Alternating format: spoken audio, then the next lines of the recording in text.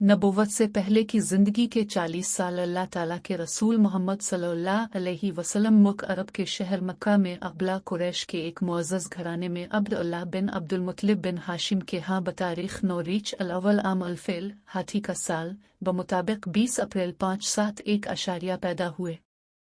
अरब एक लकोदिक सहरा था जहाँ आज़ाद और बेमहार कबाइल रहते थे। अक्सर कबीले खाना बदोश थे, इसलिए किसी शहर की बजाय कबीला के नाम से ही याद किए जाते थे। कोई हुकूमत न होने की वजह से कबायली निज़ाम ही उनकी हिफाजत का ज़ामिन था।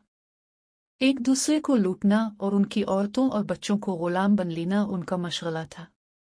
वो अपने आप को दीन इब्राहिम पर समझते थे और खाना कबा का हज करते थे। बाज़ में मसलन यमन वालों ने और सरहद शाम पर गसानियों ने ईसाई मजहब भी कबूल कर लिया था। मदीना और खैबर में यहूदी आबाद थे जो सरमायादार और ताकतवर थे। उनके बड़े कबाइल क़ीक़ा, इंज़ुआदिये और कर्ज़ा मदीना में रहते थे। खैबर सिर्फ यहूदियों से आबाद था।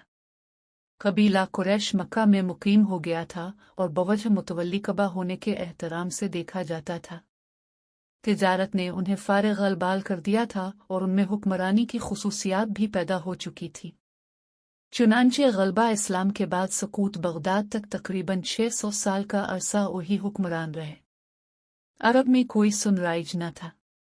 वो अपना हिसाब चांद के महीनों और तारीखों से रखते थे। रसूलुल्लाह सल्लम की पैदाइश के साल एक शख्स अब्रहे ने कबा को गिराने की गरज से मक्का पर हमला किया और फौज के हमरा एक हाथी भी लाया।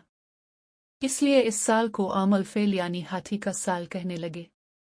रब कबा में अपने घर की हिफाजत के लिए परिंदों के गौल भेज दिए जो शुक्र पर संगरेज़े फेंकते थे।